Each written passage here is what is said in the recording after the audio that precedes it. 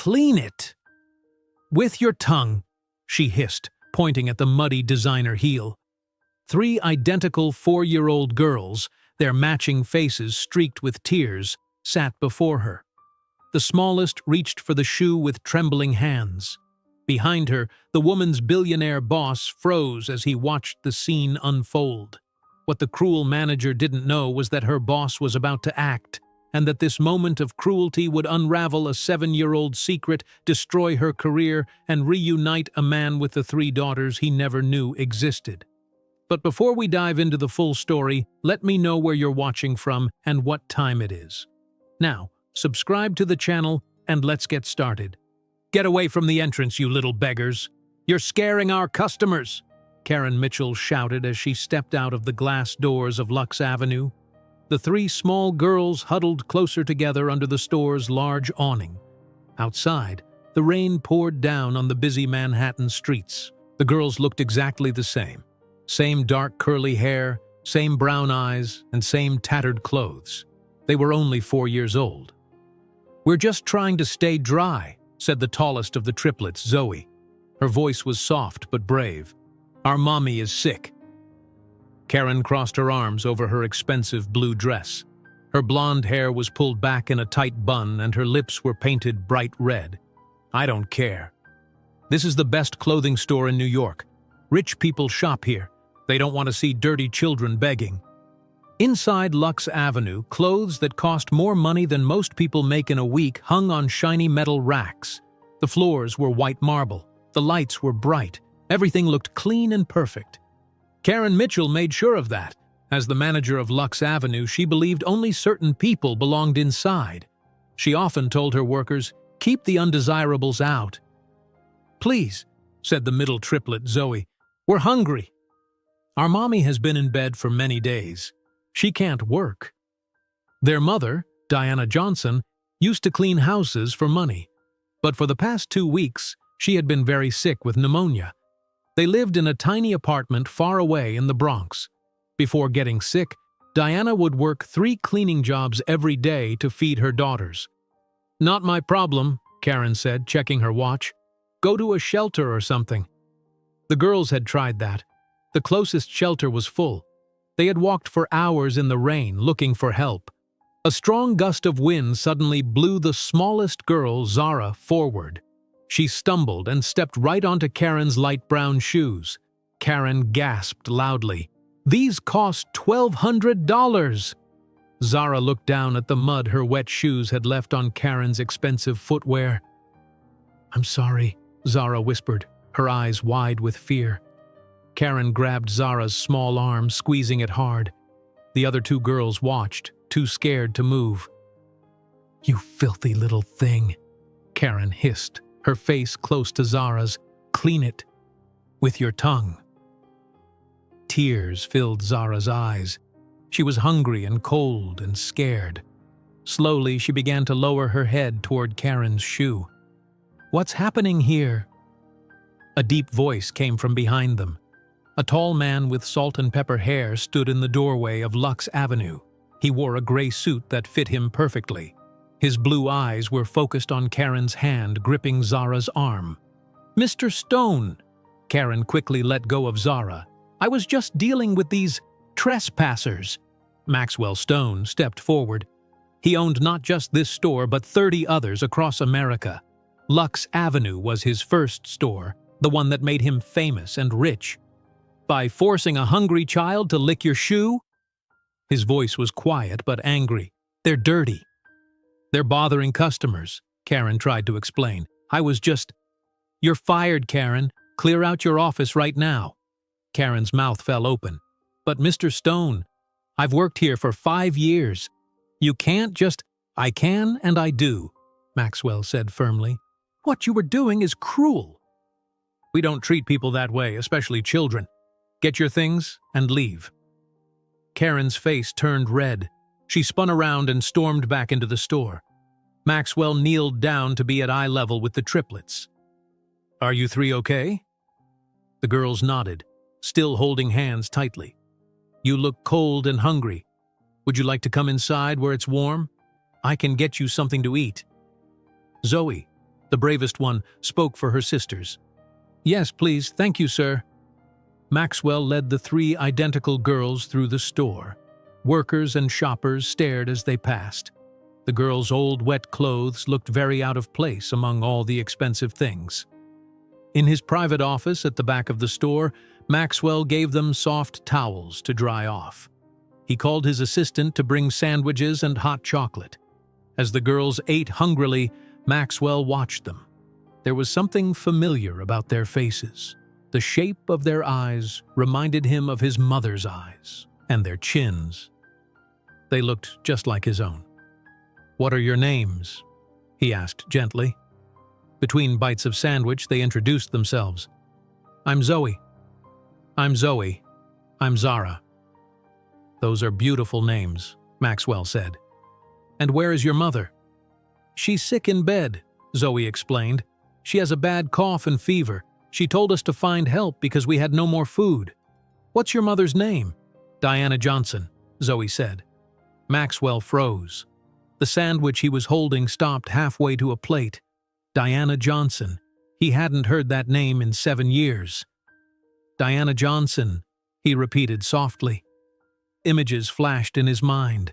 A beautiful woman with warm brown skin and bright eyes. The way she smiled, the way she laughed. She had worked as a maid in his mansion 7 years ago. They had fallen in love, but kept it secret. Then one day, she disappeared without saying goodbye. He had looked for her, but never found her. Maxwell looked at the 3 girls again, more carefully this time. They were 4 years old. Diana had left his employment 7 years ago. The timing matched perfectly. The girls had Diana's eyes, but his chin, his mother's smile. These weren't just any hungry children who happened to wander to his store. These were his daughters. Maxwell sat down slowly in his chair. His heart was beating fast. After all these years, Diana had come back into his life through these 3 little girls. He had 1,000 questions, but first, he needed to make sure they were safe.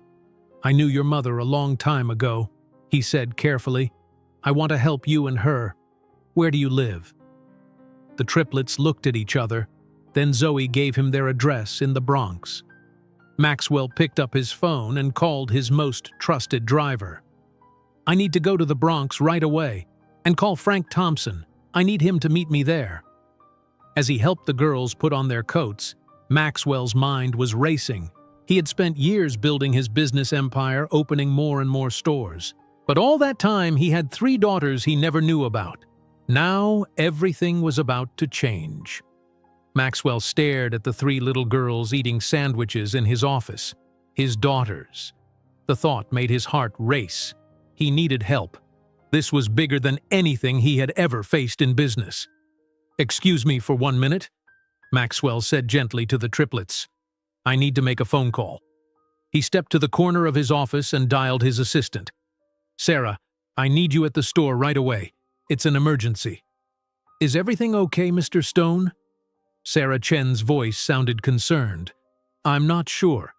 Just come quickly and bring some clean children's clothes if you can find any."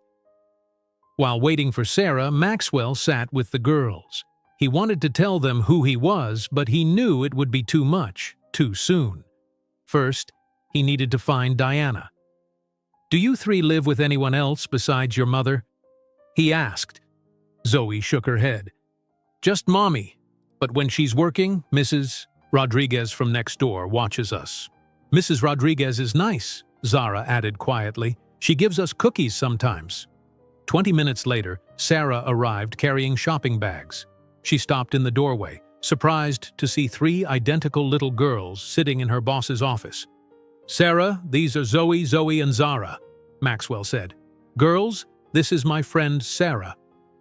Sarah quickly adjusted to the situation. She took out new clothes, helped the girls change out of their wet ones, and gently brushed their tangled hair. "I need to call social services," Maxwell whispered to Sarah while the girls were distracted by their new outfits. "But I also need to investigate something first." "What's going on?" Sarah asked. I think they might be my daughters." Sarah's eyes widened, but she kept her composure. I'll help however I can." Maxwell called social services, and an hour later, Mark Williams arrived. He was a tired-looking man with kind eyes and a clipboard full of forms. "Mr. Stone, this is highly unusual," Mark said after Maxwell explained the situation privately. "These children should be placed in emergency care while we investigate." "Please," Maxwell said, "I have reason to believe I'm their father. Their mother used to work for me. Give me 48 hours to confirm this before you place them in the system." Mark frowned. "That's not standard procedure." "I know, but I can provide everything they need, and they've already been through enough today." After much discussion, Mark reluctantly agreed. 48 hours, Mr. Stone. Then I'll need to follow protocol." As Mark left, Maxwell called Frank Thompson, a private investigator he had used for business matters in the past. "Frank, I need you to find someone urgently. Her name is Diana Johnson. She has triplet daughters, age 4. Meanwhile, Karen Mitchell stormed out of Lux Avenue, mascara running down her face. Her perfect life had just fallen apart. She pulled out her phone and dialed. "Tyler? It's Karen. Meet me at Joe's Coffee in 20 minutes. I have a story you're going to love about Maxwell Stone." Tyler Reed, a reporter known for writing damaging stories about wealthy people, arrived at the coffee shop eager to hear what Karen had to say. "He humiliated me," Karen fumed, stirring her coffee violently. "Fired me in front of everyone because of some dirty street kids." "Stone never gives interviews," Tyler said. "What dirt do you have?" "I know things about him, his past, the way he treats women, and now this strange interest in these homeless children. Doesn't that seem suspicious to you?" Tyler leaned forward. "Very. Tell me everything." Across town, Frank Thompson was already working on finding Diana Johnson. He started in the Bronx, at the address the girls had provided. The building was run down with peeling paint and broken mailboxes. Frank showed Diana's photo to several residents. On the 4th floor, an older woman recognized the picture immediately. "Diana? She lives next door to us. Haven't seen her out in days, though. Her girls disappeared this morning. My husband and I have been worried sick." "I'm working for someone who's helping the girls," Frank explained. "They're safe." "Can you show me Diana's apartment?" Barbara Rodriguez led Frank to a small apartment at the end of the hallway. She had a spare key for emergencies. Inside, Frank found Diana lying on a mattress on the floor, barely conscious. Her breathing was labored, and her forehead burned with fever. "She needs a hospital," Frank said, immediately calling Maxwell. "I found her, sir." "It's bad." Within 30 minutes, Maxwell arrived at the apartment. The sight of Diana, thin, pale, and fighting for breath, hit him hard. "Diana," he whispered, kneeling beside her mattress. Her eyes fluttered open, unfocused at first. Then recognition dawned. "Maxwell?" Her voice was barely audible. "How?" "Don't talk. We're getting you help." As they waited for the ambulance, Barbara Rodriguez explained how she had been helping with the children. "Diana works so hard," Barbara said. 3 cleaning jobs, always putting those girls first. When she got sick, she couldn't work, couldn't pay rent, couldn't buy food. "Thank you for helping them," Maxwell said sincerely. "Those are special girls," Barbara replied. "So bright, so good. Diana has raised them right, despite everything." The paramedics arrived and carefully moved Diana onto a stretcher. As they lifted her into the ambulance, she reached for Maxwell's hand. "The girls," she whispered. "My babies." "They're safe," Maxwell assured her. "They found me, Diana. They came to my store." Diana's eyes filled with tears. "I never wanted you to find out like this," she whispered before losing consciousness again. Maxwell rode with her to New York Presbyterian Hospital, holding her hand the entire way, his mind filled with questions. Why had she left? Why had she kept the children a secret? Frank stayed behind to gather more information. He found Diana's medical records from a local clinic, confirming what Maxwell suspected. Diana had given birth to triplets exactly 4 years and 3 months ago, 9 months after she had disappeared from his life. Back at Maxwell's penthouse, Sarah was helping the triplets settle in. The girls stood at the floor-to-ceiling windows, amazed by the view of Central Park and the city lights. "Is this where you live?" Zoe asked, her eyes wide. "Yes," Sarah replied. "Mr. Stone lives here." "It's so big," Zoe said, touching the glass carefully. "Our whole house could fit in this room." "Where's our mommy?" Zara asked quietly. "I want mommy." Sarah knelt beside her. "Your mom is sick, sweetie. Mr. Stone is making sure doctors help her get better." "Is she at the hospital?" Zoe asked. "She told us if she got very sick, she might have to go there." "Yes, she's with doctors who will make her better," Sarah assured them. When Maxwell finally returned to the penthouse late that night, the girls were asleep in his guest room, curled together on a bed bigger than any they had ever slept in. Sarah met him at the door. "How is she?" "Pneumonia. Severe. They've started her on antibiotics." Maxwell rubbed his tired eyes. "She's been sick for weeks, Sarah. Working until she couldn't stand, trying to feed those girls." "And they're definitely—" Maxwell nodded. Frank found her medical records. "The timing matches exactly. They're mine, Sarah. I have 3 daughters I never knew existed." "What will you do now?" Sarah asked. Before Maxwell could answer, a small voice came from the hallway. Zara stood there in her new pajamas, clutching a pillow. "Is our mommy going to die?" she asked, her lower lip trembling. Maxwell crossed to her and knelt down. "No, sweetheart. Your mommy is very sick, but doctors are helping her. She needs to rest in the hospital for a while." "Can we see her?" "Soon," Maxwell promised, "when she's feeling a little better." Zara looked at him with eyes so much like Diana's. "You knew our mommy before?" Maxwell took a deep breath. "Yes, a long time ago, before you were born." "Were you friends?" Zara asked innocently. Maxwell smiled softly. "Yes, we were very good friends." He helped Zara back to bed, tucking her in between her sisters. As he watched the 3 of them sleeping, a powerful feeling of protection washed over him. These were his children. He had missed 4 years of their lives, but he wouldn't miss another day. Back in the living room, Maxwell made his decision. "I'm going to take care of them, Sarah. All of them. I need to understand why Diana kept them secret. But that doesn't change the fact that they're my responsibility. My family." "It won't be easy," Sarah warned. "Your life will change completely." "It already has," Maxwell said quietly, looking toward the room where his daughters slept. Maxwell barely slept that night. Every few hours he checked on the triplets, watching their peaceful faces as they slept. By morning, he had made several decisions. "I need to be at the hospital," Maxwell told Sarah as she arrived early the next day. "Can you stay with the girls?" "Of course," Sarah said. "What should I tell them if they ask about their mother?" "The truth. That she's sick but getting good care." Maxwell grabbed his coat. "I've called for a DNA test. The lab will send someone here this morning."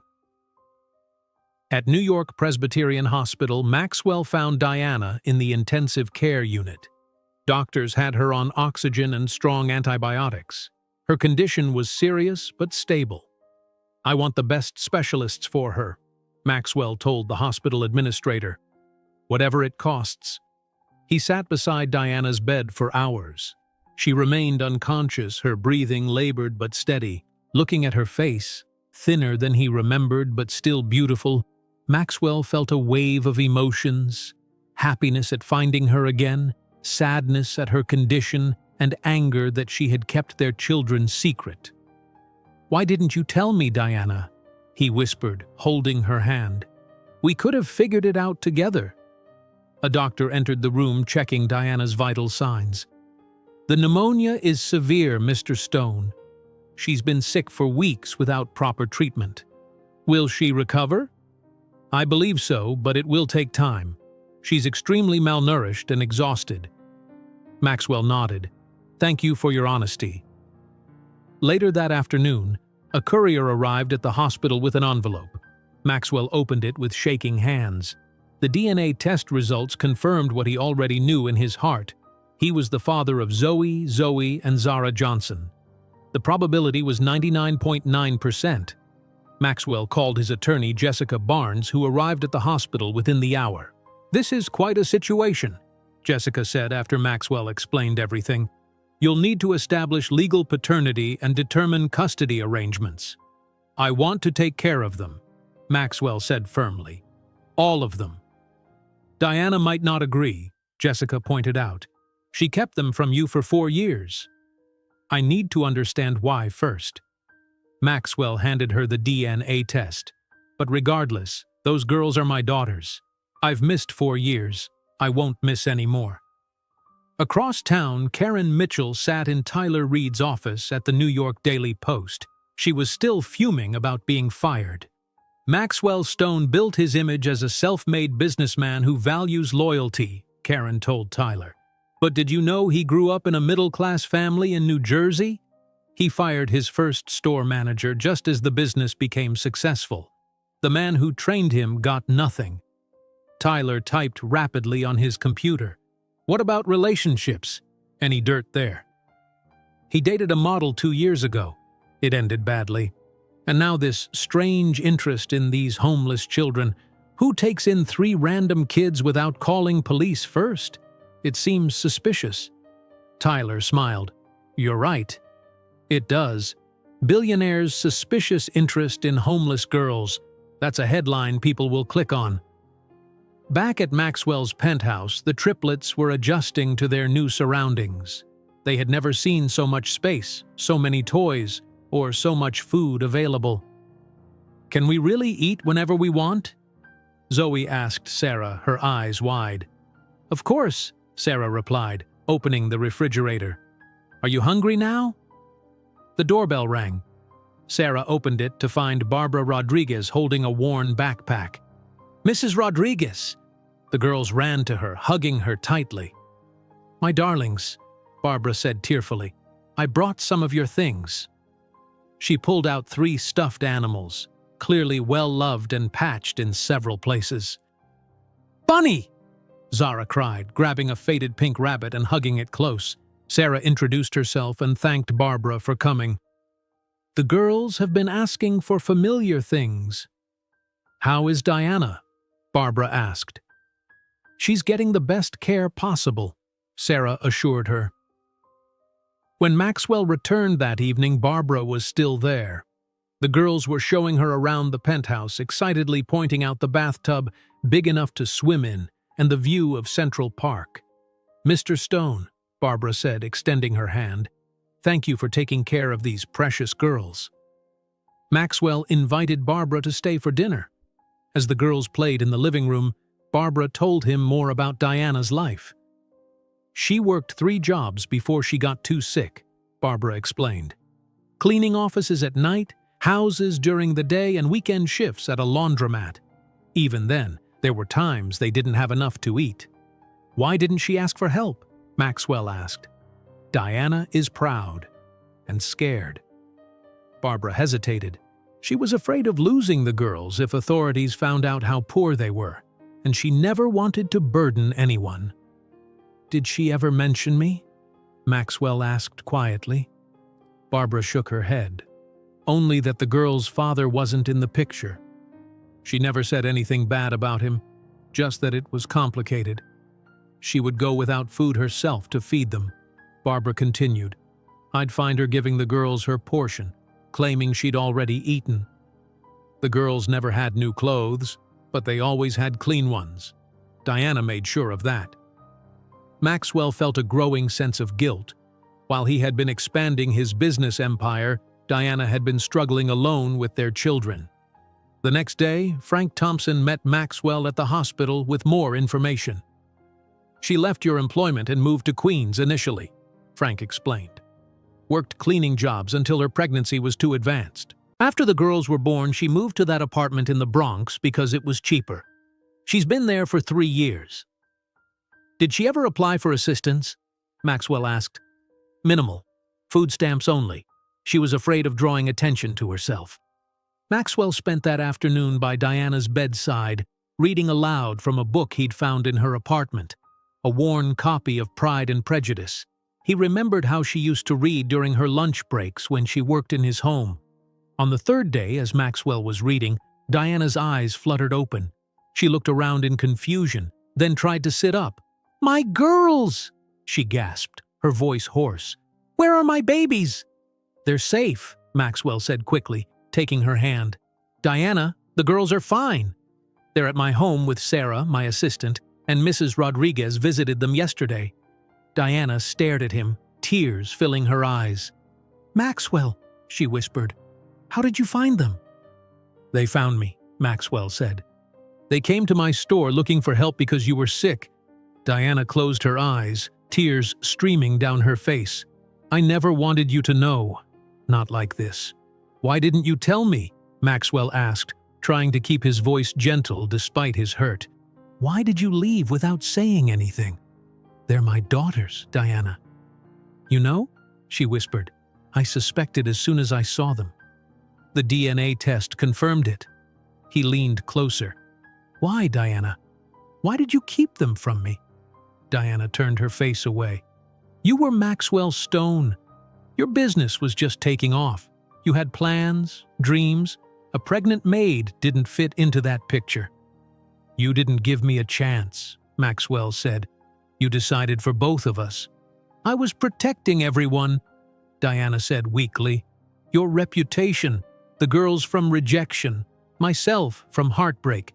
I looked for you," Maxwell admitted, "for months, but you disappeared completely." Diana looked surprised. "You looked for me?" "Of course I did. What we had. It wasn't nothing to me, Diana." A nurse entered to check Diana's vital signs, interrupting their conversation. "You need to rest, Miss Johnson," she said firmly. "My daughters," Diana said. "I need to see them." "When you're stronger," the nurse replied. "Maybe tomorrow." After the nurse left, Maxwell showed Diana pictures he'd taken of the girls at his penthouse. "They're doing well. They miss you, but they're safe." Diana studied the photos, more tears falling. "They look happy." "They're amazing, Diana," Maxwell said softly. "You did an incredible job with them, under impossible circumstances." Diana handed back the phone. "What happens now?" "Now you focus on getting better," Maxwell said. "And then we figure this out together." "They're our daughters, Diana. Both of ours." "The world you live in is so different from ours," Diana said quietly. "Not anymore," Maxwell replied, "because now our worlds are the same. We share 3 little girls who need both of us." Diana closed her eyes, exhaustion overtaking her. "I was so afraid you would reject them. Reject me." "I would never," Maxwell whispered. "Never." As Diana drifted back to sleep, Maxwell's phone buzzed with a message from Sarah. "You need to see this." She had attached a link to an article just published by Tyler Reed titled "Billionaire's Suspicious Interest in Homeless Girls. What's Maxwell Stone really after?" Maxwell felt his stomach drop as he began to read. Maxwell stared at his phone screen, reading the article with growing anger. Tyler Reed had written terrible things, suggesting Maxwell had taken the triplets for suspicious reasons. The article called it strange that a billionaire would suddenly bring homeless children into his home. "How dare he?" Maxwell whispered, careful not to wake Diana. He stepped into the hallway and called Sarah. "Have reporters shown up at the building yet?" "Yes," Sarah replied. "There are 5 news vans outside. Security isn't letting them in, but they're taking pictures of everyone who enters or leaves." "Are the girls okay?" "They're confused. I told them not to look out the windows right now." Maxwell rubbed his forehead. "I need to handle this. I'm calling David Wells." David Wells was the best crisis manager in New York. He had helped many famous people fix their public image during scandals. Within 20 minutes, David arrived at the hospital. "This is serious, Maxwell," David said. showing him more news websites that had picked up the story. People are asking questions about your sudden interest in these girls. They're my daughters, Maxwell said firmly. David's eyes widened. Are you certain? DNA test confirmed it yesterday. Their mother worked for me 7 years ago. She left without telling me she was pregnant. David nodded, typing notes on his tablet. That changes everything. We need to make a public statement right away. No, Maxwell said. Diana just woke up today. She's still very weak. I want to talk with her first about how to handle this.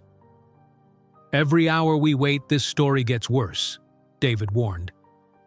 Just then, Maxwell's phone rang. It was Mark Williams from Social Services. Mr. Stone, we have a situation, Mark said. My supervisor has assigned Susan Parker from Child Protective Services to investigate this matter.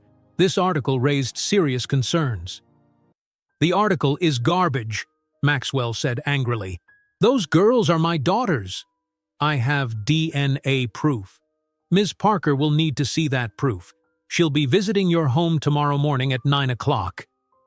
After hanging up, Maxwell explained the situation to David. I need to get back to the penthouse.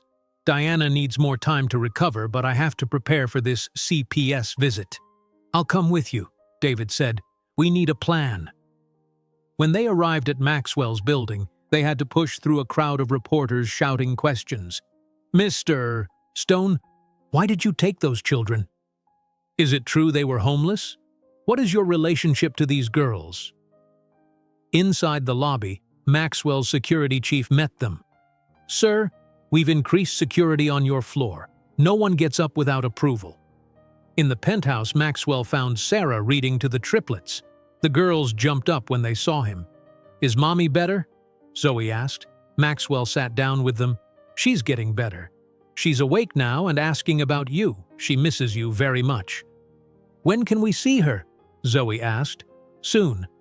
Maybe tomorrow if the doctor says it's okay. Zara looked worried. Why are there people with cameras outside? Sarah said, we can't look out the windows. Maxwell sighed. Some people are curious about you staying here. They're being nosy. After the girls went to bed, Maxwell, Sarah, and David discussed strategy in the living room. You need to control the narrative, David said. Announce that they're your daughters. Show the DNA test. I want to talk to Diana first, Maxwell insisted. This affects her too. The next morning, Susan Parker arrived exactly at 9 o'clock. She was a stern-looking woman with short gray hair and a clipboard. Mr. Stone, I'm here to assess the welfare of the 3 Johnson children, she said formally. Please come in, Maxwell replied. But I want to be clear. Their names are Zoe, and Zara Stone. They are my daughters, confirmed by DNA testing.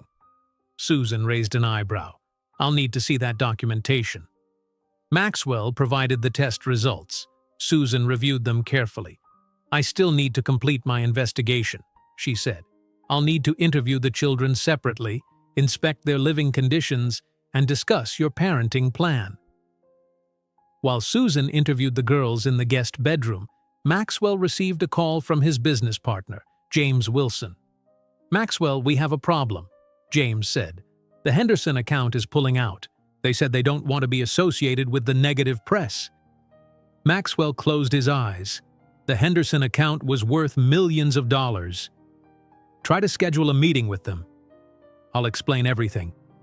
3 other clients have called with concerns too, James added. This is getting serious. Meanwhile, across town, Karen Mitchell was meeting Tyler Reed for breakfast. Your article was perfect, Karen said with a smile. Stone must be furious. It's getting massive traffic, Tyler replied. My editor wants more. What else do you have? Karen leaned forward.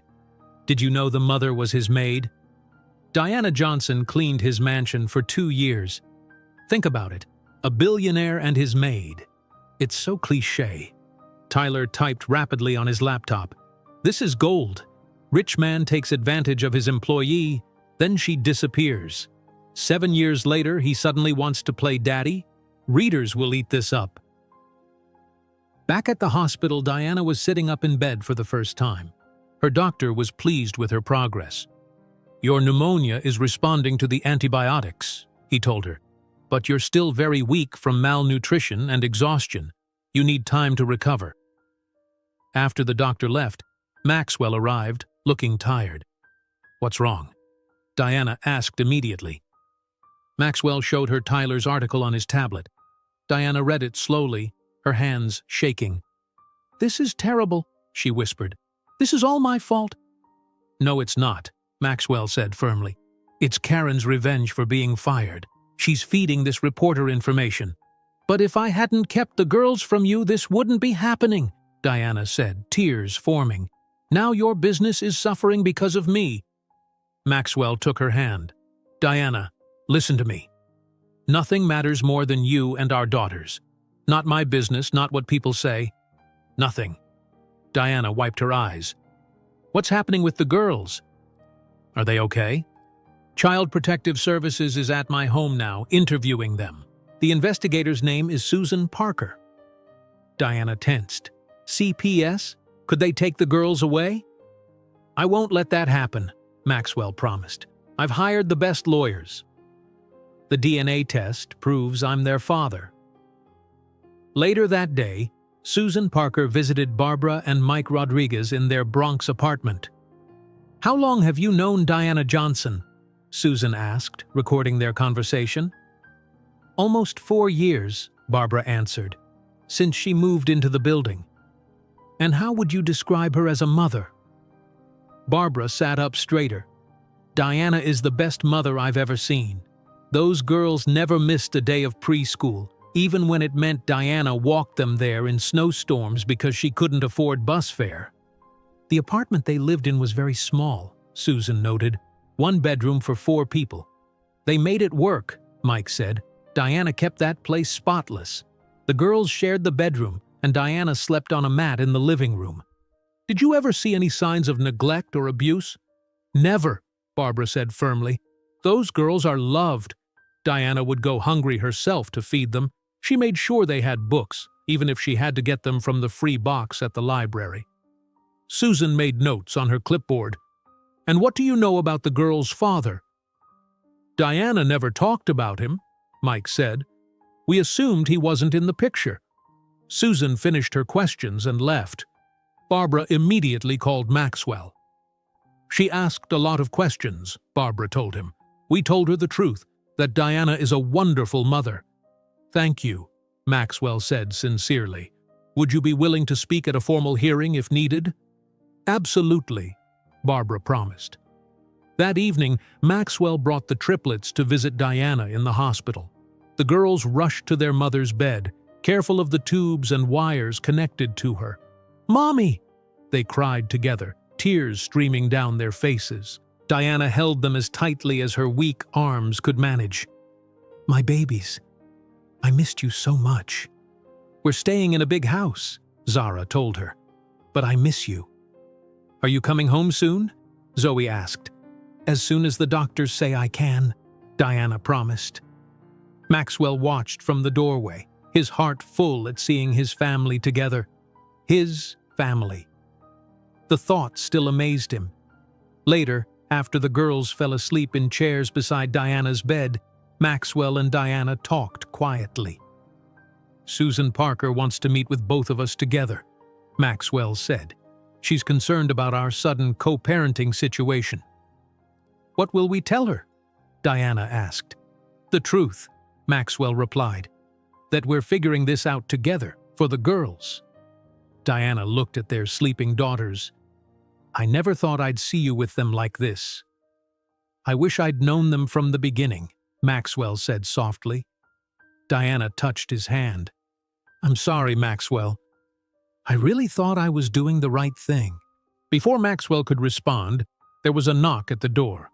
Susan Parker entered the room, her face serious. "Mr. Stone, Ms. Johnson," she said formally. "I need to speak with you both immediately. Based on my initial investigation today, I'm recommending the children be placed in temporary foster care while we complete a full assessment." "No!" Maxwell stood up so quickly his chair fell backward. That's completely unnecessary. Diana reached for the triplets, who were now awake and looking confused. You can't take my babies, she said, her voice shaking. Susan Parker adjusted her glasses. This is standard procedure when there are concerns about a child's living situation. What concerns? Maxwell demanded.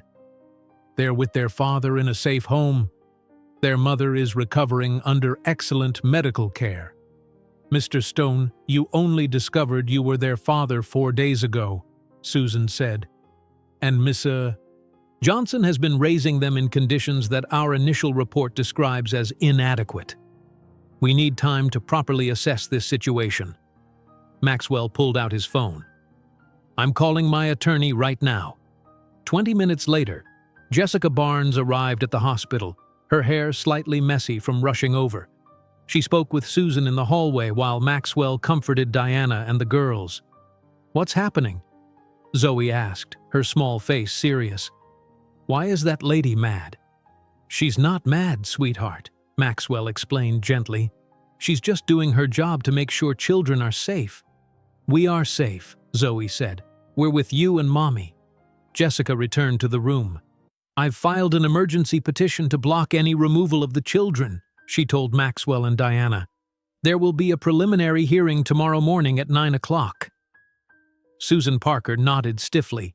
The children can remain with Mr. Stone tonight, but I'll need to see both of you in court tomorrow. She left, her heels clicking down the hallway. Diana tried to get out of bed. I need to be at that hearing.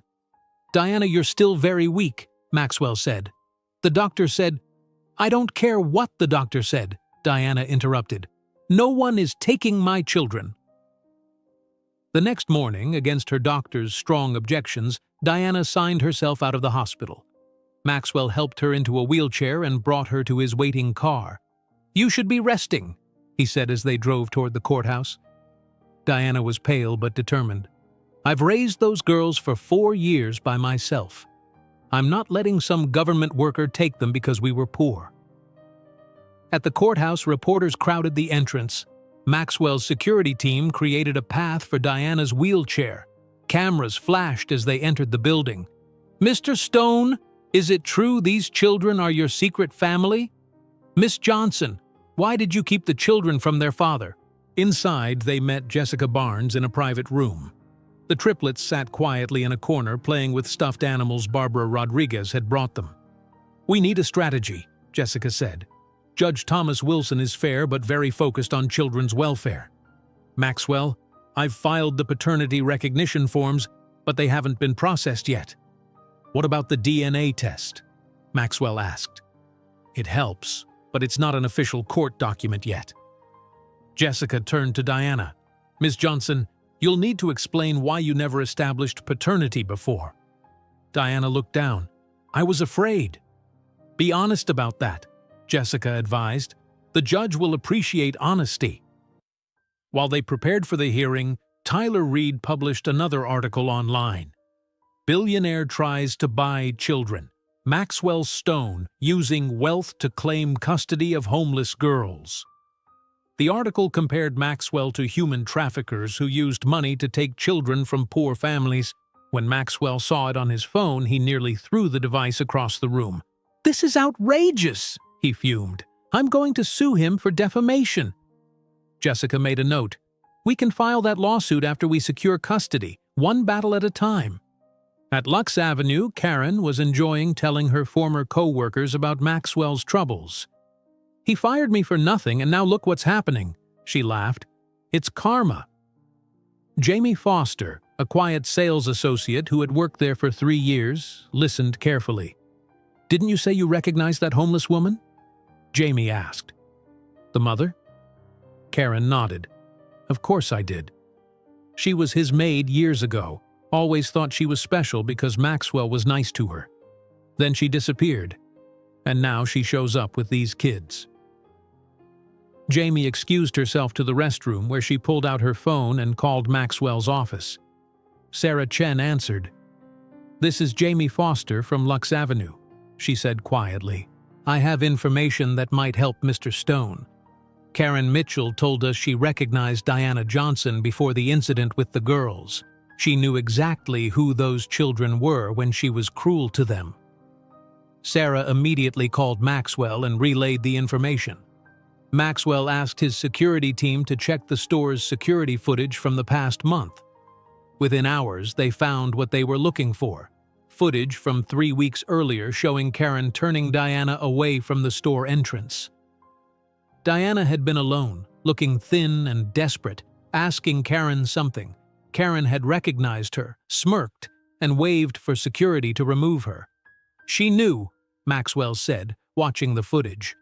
"She knew Diana used to work for me, and later, when the girls came to the store, she deliberately mistreated them knowing they might be connected to me." Jessica added this to their evidence. "This shows malicious intent on Karen's part, which could explain why she's feeding information to this reporter." The courtroom was small but formal. Judge Wilson, an older man with kind eyes but a serious expression, listened as Susan Parker presented her concerns. "Your Honor, this is an unusual situation," Susan began. "Mr. Stone only discovered these children 4 days ago. Ms. Johnson has been raising them in poverty, often without adequate food or housing. Mr. Stone has no parenting experience, and there are questions about why these children were kept secret from their father for 4 years. Judge Wilson turned to Jessica. "Your response, counselor." Jessica stood. "Your Honor, while this situation developed quickly, the facts are clear. Maxwell Stone is the biological father of these children, confirmed by DNA testing. He has abundant resources to provide for them.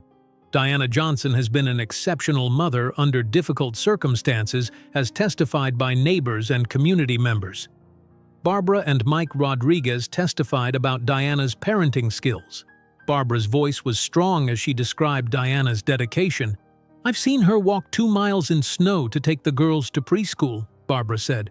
"She taught them to read early. They say please and thank you. They share everything. That doesn't happen by accident. That happens because of good parenting." Maxwell testified next, describing how the girls came to his store and his discovery that they were his daughters. "I didn't know Diana was pregnant when she left my employment," he explained. "But that doesn't change my responsibility. They're my children, and I want to be their father." When it was Diana's turn, she struggled to stand from her wheelchair. Maxwell moved to help her, but she shook her head. Slowly, holding the rail for support, she addressed the judge. "Your Honor," Diana began, her voice weak but clear, "I was wrong to keep my daughters from their father. I was young and scared. I thought a rich, important man wouldn't want a maid's babies. I thought I was protecting everyone." She took a deep breath, steadying herself. "I've done everything possible to give my girls a good life. We didn't have much, but they had love. They had what I could give them. And now they have their father too. Please don't punish them for my mistakes. Please don't separate our family when we're just becoming whole." Judge Wilson watched her closely. When she finished, he asked the court guardian what the children had said during their private interview. "The triplets are bonded with their mother," the guardian reported. "They're adjusting well to Mr. Stone and express feeling safe with him. They're confused about why anyone would want to separate them from either parent." After hearing all testimony, Judge Wilson spoke. "This is an unusual case with no perfect solution. I'm concerned about the sudden change in these children's lives. However, I'm also impressed by the evident care of both parents." He looked at Maxwell and Diana. "I'm delaying my final decision for 1 week. During that time, the children may remain with both parents under supervision. Ms. Parker will make daily visits to ensure the children's welfare. We will reconvene next Friday to make a permanent determination." Diana nearly collapsed with relief. Maxwell rushed to steady her, helping her back to the wheelchair. As they left the courthouse, reporters shouted more questions. Maxwell ignored them, focused on getting his family safely to the car. "We have 1 week," Jessica told them as they drove away. "We need to strengthen our case." Maxwell nodded, then noticed something through the car window. Across the street stood Karen Mitchell, watching them with a smug expression on her face. "This isn't just about custody anymore," Maxwell said quietly. "It's about exposing the truth behind all of this." Diana took his hand. "One battle at a time," she reminded him, echoing Jessica's earlier words. "Our daughters come first." "Always," Maxwell agreed, watching the triplets sleeping peacefully against Diana's shoulder. Back at Maxwell's penthouse, Rachel Green was waiting for them. She wore a simple blue suit and carried a small suitcase. "I'm Rachel Green," she introduced herself. "The court appointed me to supervise your family for the next week." Maxwell helped Diana to the couch. The hospital visit and court hearing had drained her limited energy. "Where will you be staying?" Maxwell asked Rachel. "I'll need the guest room across from the children," Rachel replied. "I'll be setting up monitoring equipment to record interactions." Diana looked alarmed. "You'll be recording us with our own children?" Rachel's expression softened slightly. "It's standard procedure. The recordings will help show Judge Wilson that the girls are safe and well cared for." As Rachel set up her equipment, Maxwell showed Diana around the penthouse. Despite her exhaustion, Diana insisted on seeing the girls' sleeping area. "They're not used to having their own beds," Diana explained. "They've always shared." "I noticed they still sleep close together even though the bed is huge," Maxwell said. Diana smiled weakly. "They've always protected each other. It will take time for them to feel secure." The triplets ran in, excited to show their mother their new clothes. "Look, Mommy!" Zoe twirled in a purple dress. "Mr. Stone got us lots of things." Diana's eyes filled with tears. "You look beautiful, sweetheart." "You should call me Maxwell," he said gently to the girls. "Or whatever feels comfortable." Zoe looked at him seriously. "Are you really our daddy?" Maxwell knelt down to their level. "Yes, I am. I didn't know about you until a few days ago, but I'm very happy to be your father." "Why didn't you know about us?" Zoe asked. Diana and Maxwell exchanged glances. "That's a grown-up story for another day," Diana said. "Right now I need to rest a little." While Diana napped, Maxwell called his investigation team. "I want everything you can find on Karen Mitchell. Financial records, employment history, everything." "Already working on it, sir," the lead investigator replied. "We've found some interesting financial patterns at Lux Avenue during her management. Large cash register discrepancies that were manually adjusted in the system." "She was stealing?" Maxwell wasn't entirely surprised. "It appears so. Small amounts regularly over years. It adds up to over $100,000. Maxwell thought about Karen's designer clothes and expensive shoes, things that would be difficult to afford on a store manager's salary. "Keep digging," Maxwell instructed, "and check if she's tried to access our systems since being fired." Later that evening, Diana showed Maxwell how to make the girls' favorite dinner, simple pasta with butter and cheese. She sat at the kitchen counter, still too weak to stand for long, directing him. "They like the pasta soft, not firm," Diana explained, "and the cheese mixed in while it's hot." Maxwell followed her instructions carefully. "What else should I know about them?" "Zoe is the protector. She watches out for her sisters. Zoe is the peacemaker. When there's a fight, she finds a way to solve it. And Zara?" Diana smiled fondly. "Zara notices everything but says the least. She's my quiet observer." Rachel Green sat at the dining table taking notes as the family ate dinner together. Maxwell felt awkward under her watchful eye but tried to focus on the girls. "Do you like living here?" he asked them. "The bathroom is really big," Zoe said, "and the towels are so soft." "But we miss our neighbors," Zara added quietly, "and our school. Maybe your friends from your old neighborhood could visit sometime," Maxwell suggested, looking at Diana for approval. Diana nodded. "Mrs. Rodriguez would love to bring some of your friends over." The next morning, as Diana helped the girls get dressed, Maxwell met with his investigation team again. "We caught something interesting overnight," his security chief said. Someone tried to access Lux Avenue's accounting system remotely. The login credentials belonged to Karen Mitchell. Was she successful? Maxwell asked. No. We locked the account after the second failed attempt, but she was trying to access the financial records section. She's getting nervous, Maxwell realized. She knows we might discover her theft. Before Maxwell could respond further, the doorbell rang. Sarah opened it to find an older woman with silver hair standing in the hallway. "Mom?" Maxwell stared in shock. "What are you doing here?" Eleanor Stone stepped into the penthouse, looking around with curious eyes. "I saw the news, Maxwell. Apparently, I have 3 granddaughters no one bothered to tell me about." Maxwell hugged his mother. "It's complicated. I only found out myself a few days ago." Eleanor pulled back and studied his face. "Are you sure they're yours?" "DNA test confirmed it," Maxwell said. "They're definitely mine." Just then, the triplets came running into the living room. They stopped abruptly when they saw Eleanor. "Who are you?" Zoe asked directly.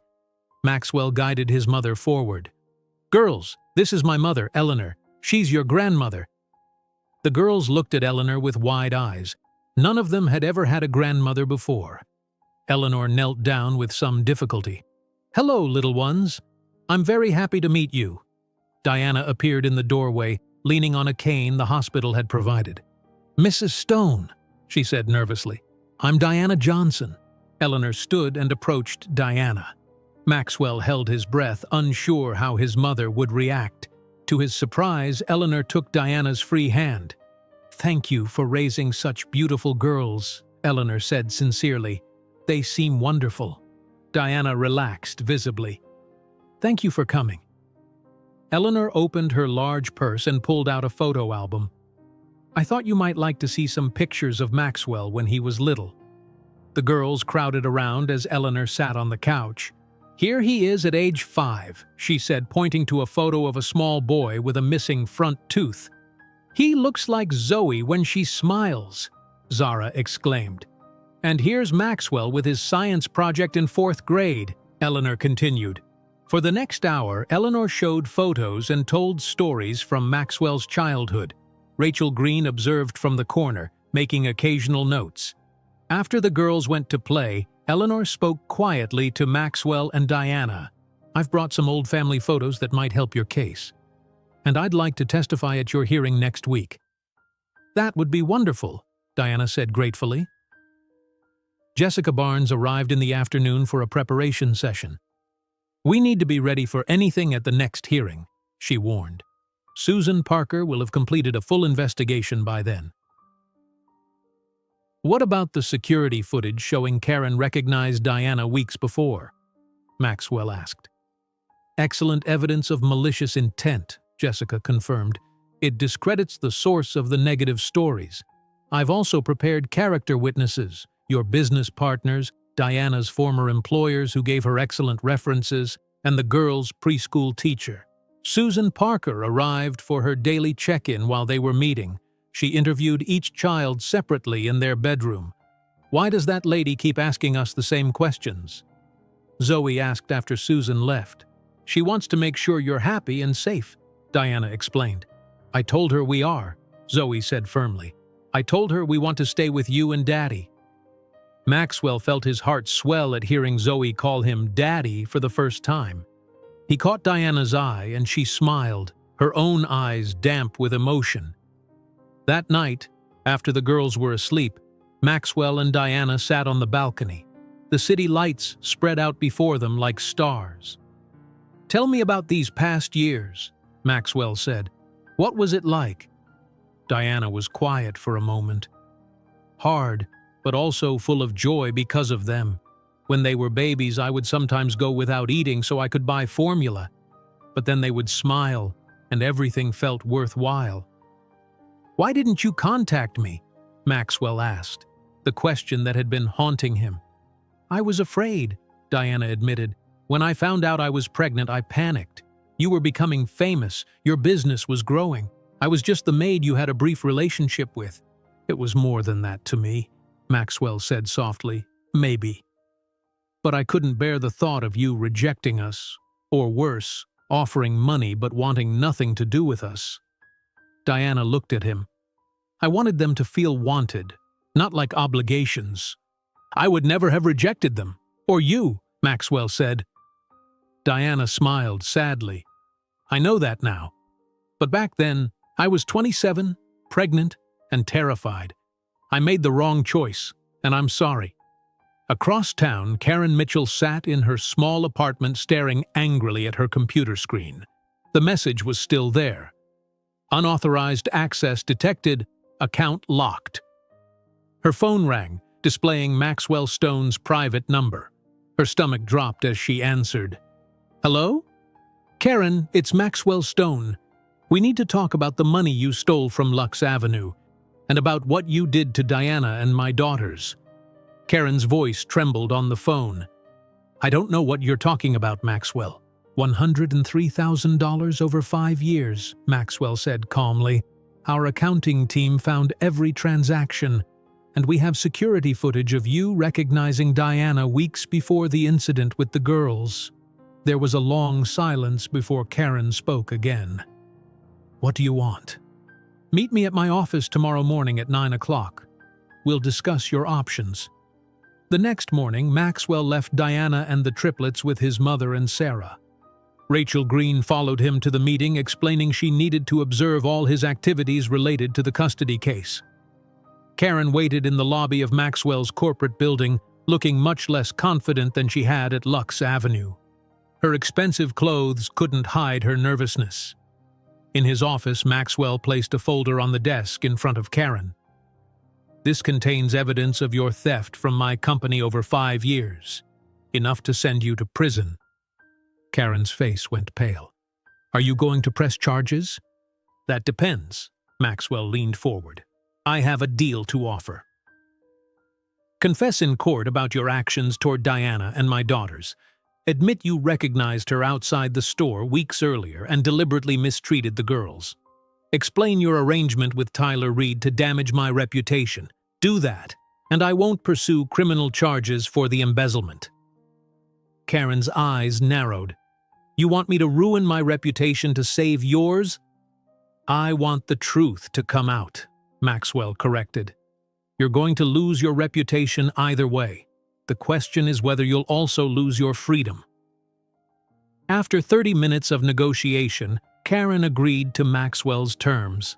As she left, Rachel Green made notes on her tablet. That was interesting, she commented. Was it too harsh? Maxwell asked, concerned how it might look in her report. Rachel shook her head. Actually, I thought it was fair. You offered consequences with a path to redemption. That shows good judgment. When Maxwell returned to the penthouse, he found Barbara and Mike Rodriguez visiting. The triplets were showing them around excitedly. And we have 3 bathrooms, Zoe was explaining. 1 just for us. Barbara laughed, then turned serious when she saw Maxwell. Mr. Stone, can I speak with you and Diana privately? In the kitchen, Barbara pulled a worn envelope from her purse. There's something I haven't told you both, she said, opening the envelope to reveal old photographs. Diana gasped at the first picture. It showed a younger version of herself standing beside Maxwell in a garden. They were smiling at each other. Where did you get this? Diana asked. I took it, Barbara said. 7 years ago when I worked as a housekeeper for Mrs. Stone. Maxwell stared at her. You worked for my mother? Barbara nodded. For 5 years, until my sister got sick and I moved to the Bronx to care for her. When Diana moved into our building with the triplets, I recognized her from Mrs. Stone's house, but I kept quiet out of respect for her privacy. She laid out more photographs showing Diana and Maxwell together during happier times. I always kept a small camera with me, Barbara explained. I like taking pictures of happy moments. You two always seemed happy together. Diana touched the photos gently. I had forgotten how it was in the beginning. Maxwell turned to Barbara. Would you be willing to testify about this to explain that you knew both of us from before? That's why I brought these, Barbara said. I want to help keep your family together. Eleanor came into the kitchen and immediately recognized Barbara. Barbara Rodriguez! I thought you looked familiar yesterday. You worked in my house for years. Yes, Mrs. Stone, Barbara smiled. You were always kind to me. You were the best housekeeper I ever had, Eleanor said warmly. You left to care for your sister, right? How is she? She passed away 2 years ago, Barbara said, but I'm glad I was there for her. This unexpected connection strengthened their case considerably. Jessica Barnes was delighted when Maxwell called to tell her.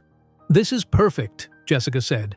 Barbara can testify that she knew both of you from before, providing evidence of your prior relationship, and her photographs are time-stamped, showing you were together before Diana got pregnant.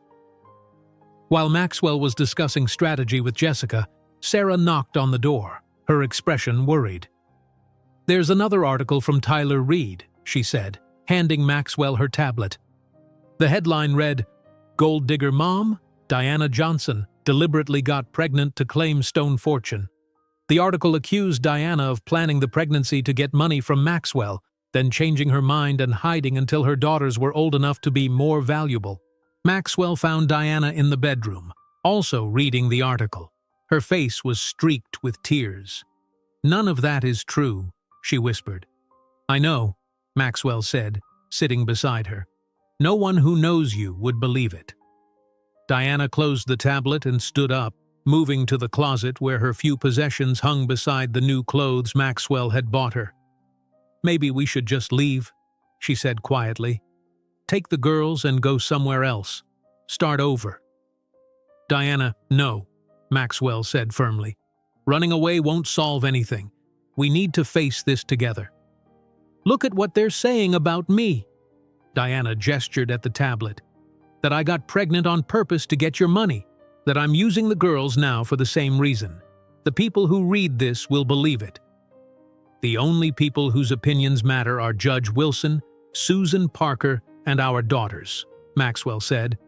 Tyler Reed is just trying to sell stories. Karen is feeding him lies out of revenge. Diana sat on the edge of the bed, her shoulders slumped. I never asked you for money. Not once in 4 years, even when we were starving. I know, Maxwell said gently. And we're going to make sure everyone else knows that too.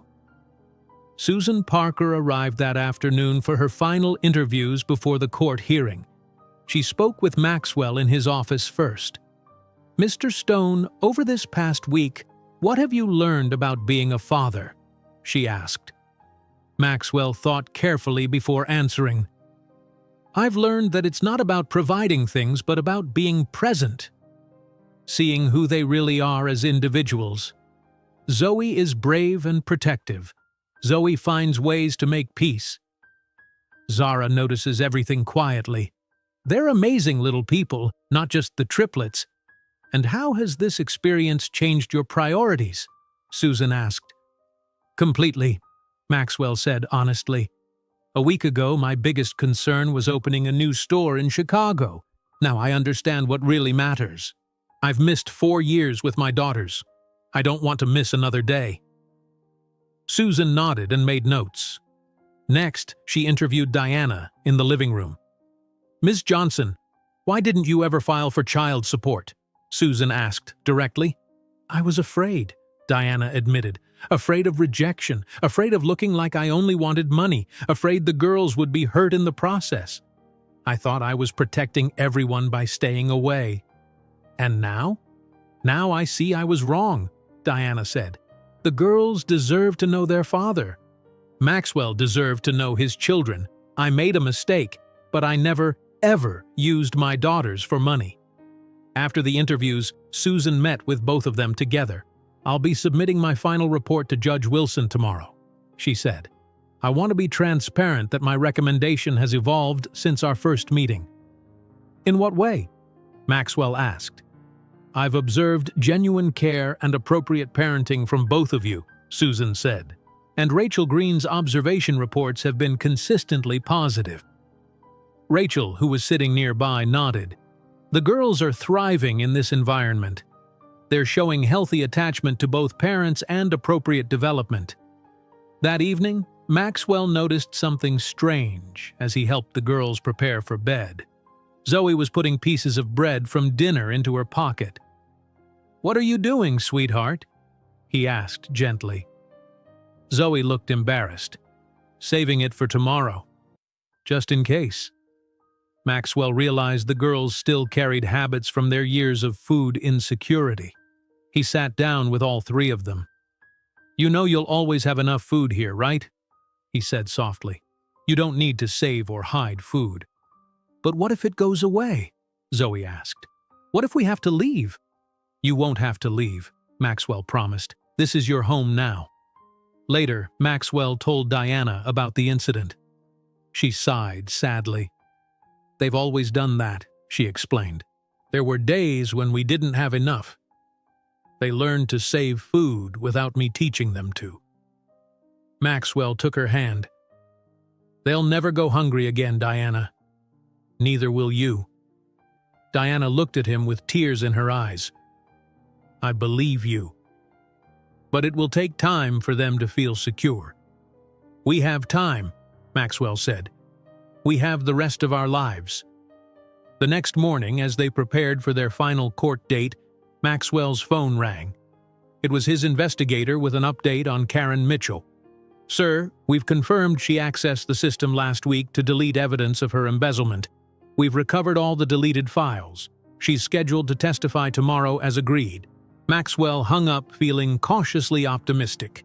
With Karen's testimony, Barbara's evidence, and Susan Parker's revised recommendation, they had a strong case for keeping their family together.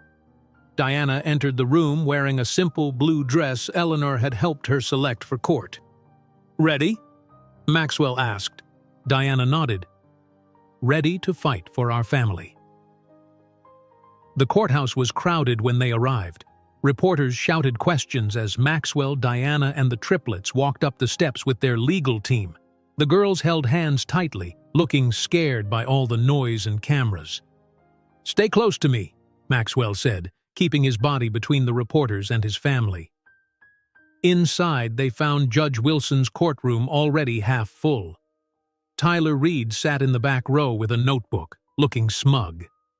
Maxwell noticed Karen Mitchell slip in just before the hearing began, sitting as far from everyone else as possible.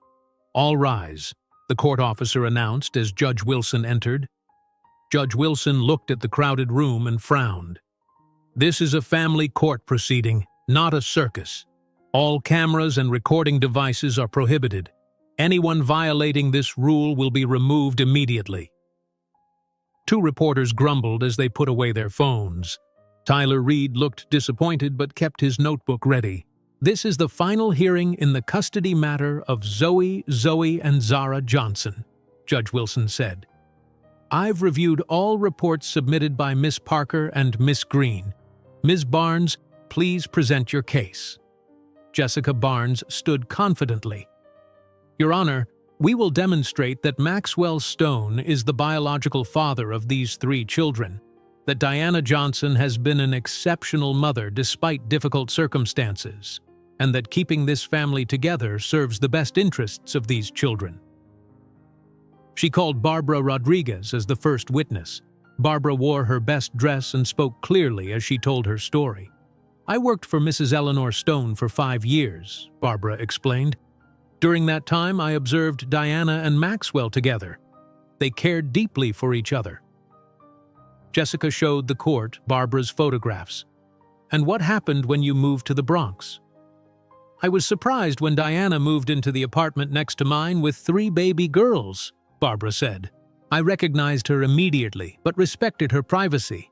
Over the years, I watched her struggle to provide for those children, working multiple jobs, often going without food herself so they could eat."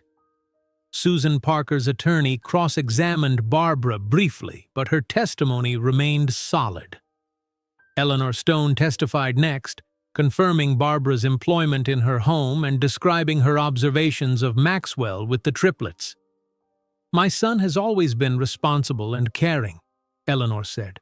"Seeing him with his daughters this past week has shown me what a wonderful father he already is."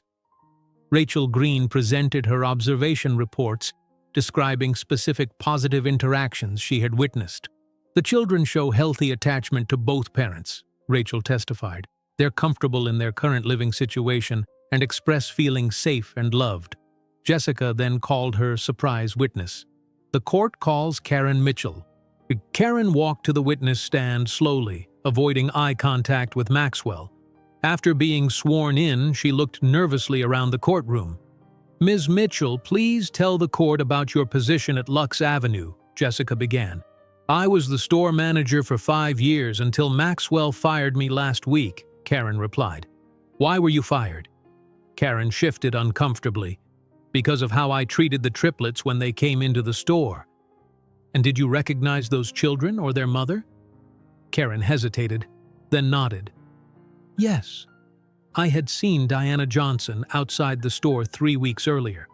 I recognized her as Maxwell's former maid." "What did you do when you recognized her?" "I had security remove her from the property," Karen admitted. "And when her daughters came to the store seeking shelter from the rain?" Karen's voice dropped. "I was cruel to them. I grabbed one of them and I told her to clean my shoe with her tongue." Gasps filled the courtroom. Judge Wilson frowned deeply. "Why would you treat children that way?" Jessica asked. "Because I knew they might be connected to Maxwell," Karen said quietly, "and I wanted to hurt him."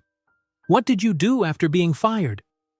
"I contacted Tyler Reed, a reporter. I gave him information about Maxwell and suggested the relationship with these children was suspicious." "Was any of that information true?" "No," Karen admitted. "I made up things to damage his reputation because I was angry about being fired." Tyler Reed stood up and quickly left the courtroom, his face flushed with embarrassment. When Susan Parker took the stand, she surprised everyone. "After completing my investigation, I am revising my recommendation to the court. I believe these children should remain with their biological parents, Maxwell Stone and Diana Johnson." Judge Wilson raised his eyebrows. "That's quite a change from your initial position, Miss Parker." "Yes, Your Honor. My initial concerns were based on the sudden change in the children's lives and Ms. Johnson's previous living conditions. However, I've observed genuine bonding between the children and Mr. Stone, stable living arrangements, and evidence that Ms. Johnson's poverty was circumstantial, not negligent." After a short break, Maxwell testified about discovering his daughters and his commitment to being their father. "I missed 4 years of their lives," Maxwell said. "I don't want to miss another day. I've already adjusted my work schedule to be home more. I'm learning their routines, their preferences, their individual personalities. They're the most important people in my life now." Diana was the final witness. She walked slowly to the stand, still weak from her illness but determined to speak for herself. "Ms. Johnson," Judge Wilson said gently, "please tell the court why you kept your pregnancy secret from Mr. Stone." Diana took a deep breath. "I was afraid, Your Honor. Maxwell was becoming successful, and I was just his maid. When I discovered I was pregnant, I panicked. I thought he would reject us or feel trapped. I convinced myself I was protecting everyone by leaving." "Did you ever consider telling him later?" "Many times," Diana admitted, "especially during the hardest days when the girls were sick and I couldn't afford medicine. But the longer I waited, the harder it became. I was afraid of his anger, of rejection. I never wanted the girls to feel unwanted by their father." "Did you leave to get money from Mr. Stone?" "No, Your Honor. In 4 years, I never asked him for a penny, even when we were hungry. I worked 3 jobs until I got sick. I was trying to prove to myself that we could manage alone." Judge Wilson studied Diana carefully. "You understand that your children had a right to know their father?" "Yes," Diana said, tears filling her eyes. "I know now that I was wrong. I thought I was protecting them, but I was actually denying them half of who they are. I can't change the past, but I can try to make it right now." After all testimony concluded, Judge Wilson called the triplets to his chambers for a private conversation. No one else was allowed inside. 10 minutes later, they returned to the courtroom, looking much happier. Judge Wilson cleared his throat. In custody cases, I consider many factors, but the welfare of the children always comes first. In this case, I've heard compelling testimony from multiple witnesses and observed the children myself. He looked at Maxwell and Diana. Both of you have made mistakes. Ms. Johnson, you kept these children from their father for years. Mr. Stone, you created a work environment where an employee felt unable to share such important news. However, I also see two parents deeply committed to their daughter's well-being. The courtroom was completely silent as everyone waited for his decision. Based on all evidence presented, I am granting joint legal and physical custody to Maxwell Stone and Diana Johnson. You will work with the court to establish a permanent parenting plan within 30 days. Diana covered her face, crying with relief. Maxwell reached for her hand, his own eyes damp. "Thank you, Your Honor," Maxwell said. The triplets, not fully understanding the legal proceedings but sensing the good outcome, ran to their parents. Maxwell lifted Zoe and Zoe while Diana hugged Zara tightly. "We're going to stay together?" Zoe asked. "Yes, sweetheart," Maxwell assured her. "We're a family now." As they left the courtroom, reporters crowded around them again. This time, Maxwell stopped briefly. "My family deserves privacy during this adjustment period," he said firmly. "All I'll say is that I'm grateful to have found my daughters and their mother. Now we need time to become the family we were always meant to be." In the car driving home, Diana leaned against Maxwell's shoulder, exhausted but happy. The girls chattered excitedly between themselves, the stress of the past weeks finally lifting. None of them noticed Tyler Reed watching their car drive away. He pulled out his phone and made a call. "It's me. I have one more angle we can try against Stone. Meet me at the usual place in 1 hour." A week after the court hearing, life began settling into a new routine for the Stone family. Diana and the girls continued living in Maxwell's penthouse while they adjusted to their new situation. One morning, Diana sat at the dining table with a notebook, making lists. "What are you working on?" Maxwell asked, pouring coffee. "I need to find a job," Diana replied. "I can't just live here and not contribute." Maxwell frowned. "Diana, you don't need to work. You're still recovering from pneumonia." "I've always worked," Diana insisted. "I need to do something useful." "What about the girls?" "They'll be starting kindergarten soon. I could work while they're at school." Maxwell sat beside her. "What would you like to do?" "If you could choose any job?" Diana thought for a moment. "I've always wanted to finish my education degree. I was halfway through college when my foster mother got sick and I had to drop out." "You could go back to school," Maxwell suggested, "or work at my foundation. We fund education programs for underprivileged children." Diana's eyes lit up. "Really? I could help with that?" Before Maxwell could answer, his phone rang. It was Jessica Barnes. "Maxwell, there's another article from Tyler Reed," Jessica said. "This one is personal." Maxwell opened the link Jessica sent. The headline read, "Maxwell Stone's Secret Past, the True Nature of His Relationship with Former Maid."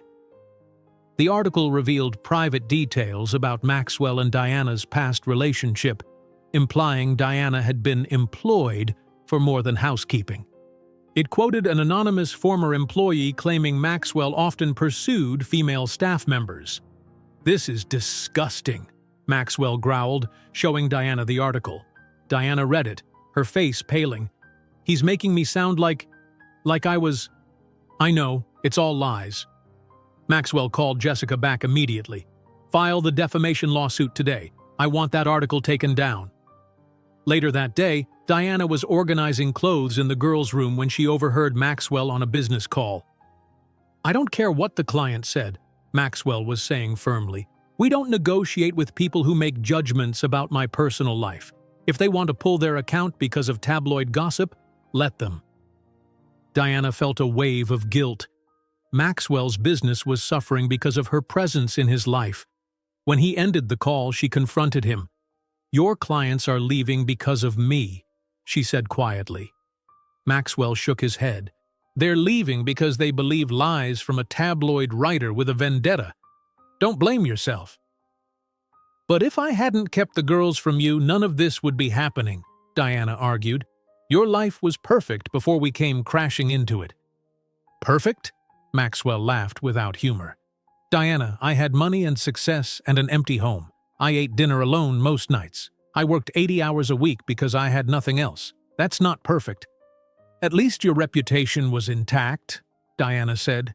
Now people are saying terrible things about you because of me. I don't care what people say, Maxwell insisted. Their voices rose as the discussion became more heated.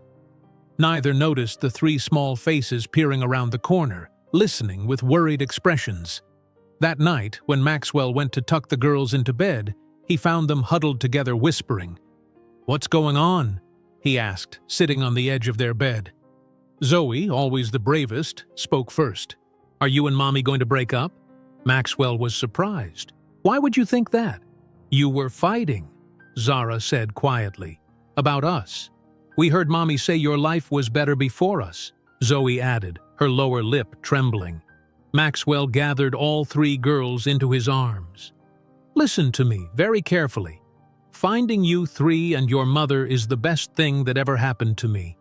Grown-ups sometimes disagree, but that doesn't mean we don't care about each other." "Promise you won't make us leave?" Zara asked, her voice barely audible. "I promise," Maxwell said firmly. "This is your home now. All of you." After the girls fell asleep, Maxwell found Diana on the balcony, looking out at the city lights. "The girls thought we were going to break up," he told her. "They're afraid we'll make them leave." Diana closed her eyes briefly. "I never wanted them to feel insecure again." "We need to talk," Maxwell said. "Really talk. About everything." He arranged for Sarah to stay with the sleeping girls and took Diana to a small Italian restaurant he owned in a quiet part of the city. In a private dining room with candles and soft music, they could finally speak openly. "I need to understand why you left," Maxwell began. "The real reason." Diana took a deep breath. "When I found out I was pregnant, I was terrified. You were becoming famous. Your first store was expanding into a chain. There were articles about you in business magazines." "That didn't change how I felt about you," Maxwell said.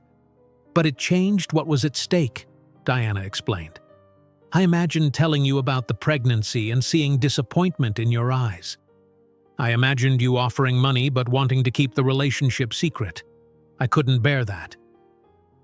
"You should have given me the chance to decide for myself," Maxwell said quietly. "I know that now," Diana admitted. "I was young and scared and used to handling everything alone.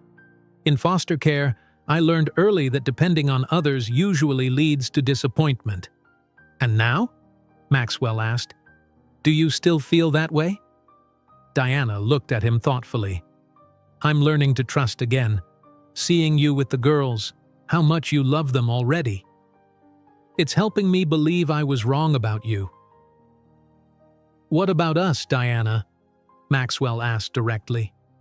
"The girls need both of us, but is that the only reason we're together now?" Diana was silent for a moment. "I never stopped caring about you, Maxwell. Even when I convinced myself you were better off without us." Maxwell reached across the table and took her hand. "I never stopped looking for you. For months after you disappeared, I hired people to find you. I checked hospitals, bus stations, everywhere. I thought maybe I had done something wrong, said something to hurt you." "You didn't," Diana assured him. "The fault was mine. I was a coward." "Not a coward," Maxwell corrected her. "A mother protecting her children the best way she knew how." Their honest conversation continued late into the night. For the first time in 7 years, they truly saw each other again. Not as the maid and the millionaire, but as two people who once cared deeply for each other and might again. The next day, Maxwell called a meeting with his executive team. He announced 2 major changes. a zero-tolerance discrimination policy across all his businesses and plans to convert part of the Lux Avenue building into a community center. The upper floors will remain retail, Maxwell explained. The lower level will become a space offering job training and child care for struggling parents. His team was surprised but supportive. One executive asked, "Who will run this center?" "Diana Johnson," Maxwell answered confidently. "She has first-hand experience with the challenges these parents face. She'll be perfect for the role." When Maxwell proposed the idea to Diana, she was hesitant at first. "I don't have the right qualifications," she protested. "You have the most important qualification," Maxwell insisted. "You understand what these families need because you've lived it." Eventually, Diana agreed, her eyes bright with excitement about helping others in situations similar to what she had experienced. 2 weeks later, the triplets started kindergarten at Westside Academy, the private school where Maxwell served on the board. On their first day, the girls looked nervous in their matching uniforms. "What if the other kids don't like us?" Zoe whispered as they approached the school building. "Just be yourselves," Diana encouraged them. "You'll make friends." Maxwell knelt down and straightened Zara's collar. "Remember, you three are special. You're smart and kind and brave. And we have each other," Zoe added firmly, taking her sister's hands. That evening, when the girls were asleep, Maxwell took Diana to the roof garden of his building. Under the stars, he handed her a small box. Diana opened it, expecting jewelry. Instead, she found a single silver key. "What's this?" she asked, confused. "It's the key to our new home," Maxwell explained. "Not my penthouse, our home. I bought a house in Brooklyn with a yard for the girls to play in. It needs some work, but we can make it exactly what we want. Together." Diana's eyes filled with tears. "You're asking me to—" "I'm asking you to build a life with me," Maxwell said softly. "Not because of the girls, but because I want to be with you. I never stopped loving you, Diana." Diana looked at the key in her palm. "Yes," she whispered. "Yes, I want that too." As they embraced under the stars, neither noticed Tyler Reed watching them through a telephoto lens from a nearby building. He smiled coldly as he took photographs, already planning his next attack.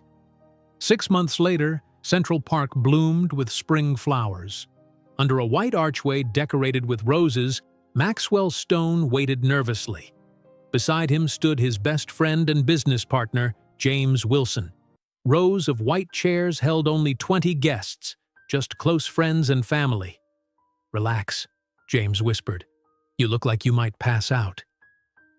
Maxwell adjusted his tie. "I just want everything to be perfect for her." Music began playing softly. Everyone turned to watch as Zoe, and Zara walked down the path, tossing flower petals from small baskets. They wore matching light blue dresses with white ribbons in their hair. At 5 years old now, they moved with more confidence, smiling at their father as they approached. Behind them came Diana, beautiful in a simple white dress that flowed around her. She carried a bouquet of wildflowers and walked alone, representing her journey as an independent woman who chose this union freely. When Diana reached Maxwell, she smiled up at him. "I never imagined this day would come," she whispered. "Neither did I," Maxwell replied, "but I'm so glad it did." They exchanged vows they had written themselves. Maxwell promised to cherish Diana and the girls every day, to never take them for granted, and to always listen with an open heart. Diana promised to trust Maxwell with her fears and hopes, to build their future together as equals, and to never run away from challenges again. When the minister pronounced them husband and wife, the triplets cheered loudly. Zoe ran forward and hugged both her parents' legs. "Are we officially a family now?" she asked. Maxwell lifted her up. "We've been a family from the moment I found you. This just makes it official on paper." After the ceremony, they celebrated with a small reception. Barbara and Mike Rodriguez beamed with happiness as they watched the triplets dancing with Eleanor Stone. "Did you ever imagine this would happen?" Mike asked his wife. "When you first recognized Diana in our building?" Barbara shook her head. "Never. But it feels right, doesn't it? Like the universe fixed something that went wrong." Across town, Tyler Reed sat in his editor's office, facing bad news. "We can't publish these photos, Tyler," his editor said firmly. "Stone's lawyers would destroy us. And frankly, I'm tired of the vendetta. The story is over." "But this is gold," Tyler insisted. "Private wedding photos of the billionaire and his maid." "Former maid and now his wife," the editor corrected him, "and mother of his children. Nobody cares anymore. The public likes their happy ending." He slid a folder across the desk. "Besides, there's something you should know. Your reliable source for the last article was completely fabricated." "What are you talking about?" Tyler asked nervously. "The former employee who claimed Stone pursued female staff members? She never worked for Stone. We've been served with a defamation lawsuit and we have no defense because you made up sources." 2 weeks later, Tyler Reed began his new job at a small newspaper in Anchorage, Alaska, the only place that would hire him after the scandal. The New York Daily Post settled Maxwell's lawsuit for a large sum and published a retraction and apology. On a sunny Tuesday morning in June, Diana cut a red ribbon stretched across the entrance of the Stone Family Community Center. Cameras flashed as she smiled for the press, friendly reporters this time covering a positive story. "This center will offer job training, childcare, and resources for families struggling to make ends meet," Diana explained to the gathered crowd.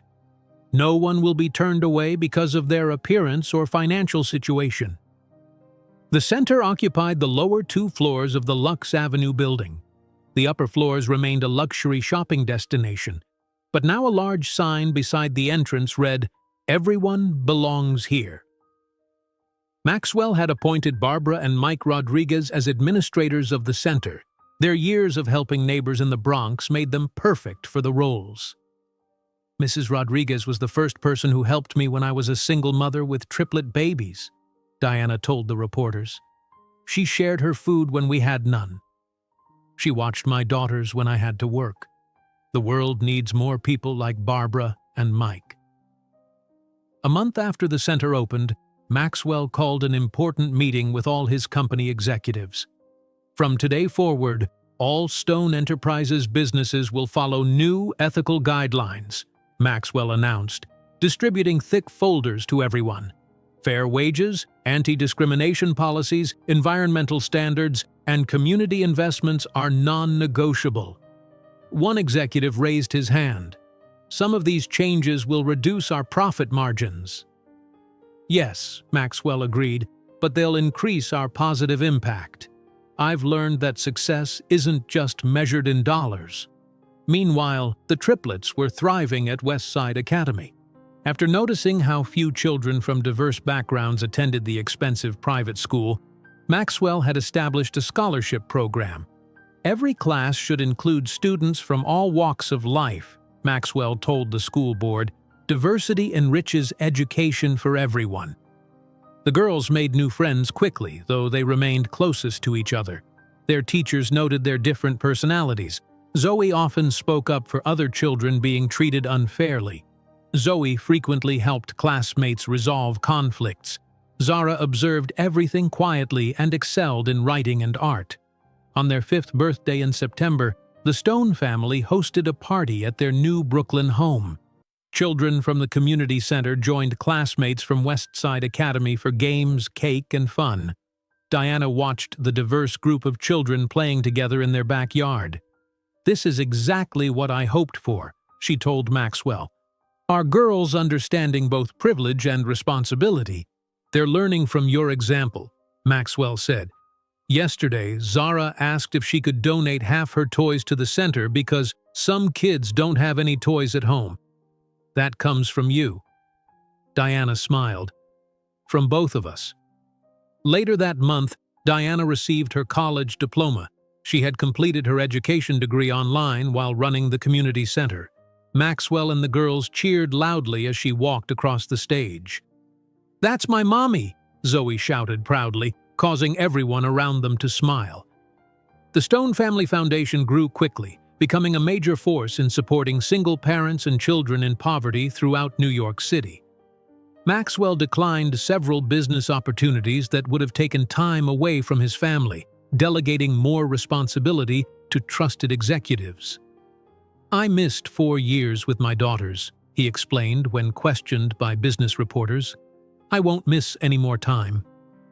One crisp October morning, Maxwell and Diana took the girls back to the spot outside Lux Avenue where they had first encountered each other.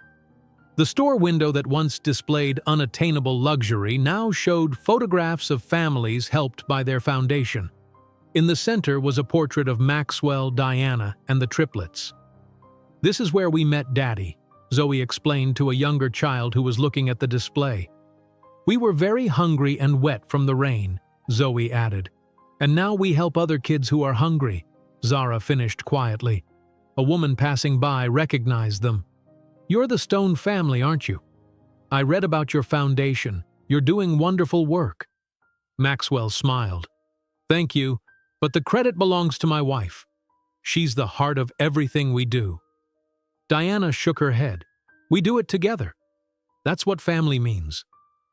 As they walked back to their car, Zara tugged on Maxwell's hand. "Daddy, can we help more families like ours?" Maxwell knelt down to her level. "Is that what you want to do when you grow up? Help other families?" Zara nodded seriously. "I want to find more lost daddies for kids who need them." Diana's eyes filled with tears as she knelt beside her husband and daughter. "That's a beautiful goal, sweetie." Maxwell looked at his family, the wife he had lost and found again, and the 3 daughters who had changed his life completely. In their innocent faces he saw the future. Not just his future, but the future of countless other families they would help together. "That's what we'll do then," Maxwell promised. "We'll keep finding ways to bring families together." And in that moment, standing outside the store where it all began, Maxwell Stone, once defined only by his wealth and success, understood what true richness really meant. If you enjoyed today's video, I'm sure you'll love the next one. Don't waste time. Just click on the screen